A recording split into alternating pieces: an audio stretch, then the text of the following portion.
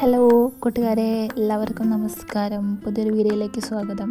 അങ്ങനെ ഇന്ന് നമ്മുടെ കലങ്കരിയാണ്. അപ്പം തറവാട്ടിൽ നിന്നാണ് എല്ലാവരും കലങ്കരിക്കുന്നത്.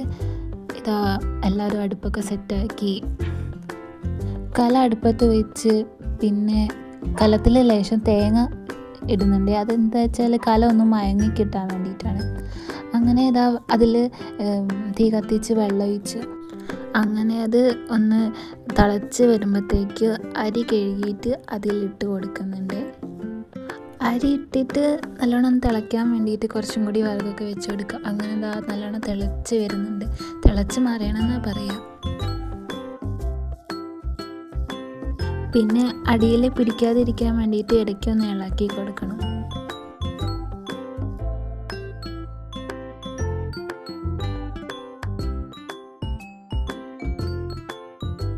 പിന്നെ അരി ഒന്ന് വേവായി വരുമ്പോൾ അതിലേക്ക് ശർക്കര ചേർത്ത് കൊടുക്കുക.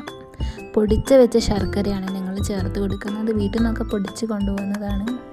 ശർക്കര ചേർത്തതിന് ശേഷം നന്നായിട്ടൊന്ന് ഇളക്കി കൊടുക്കുക, മിക്സ് ചെയ്ത് കൊടുക്കുക.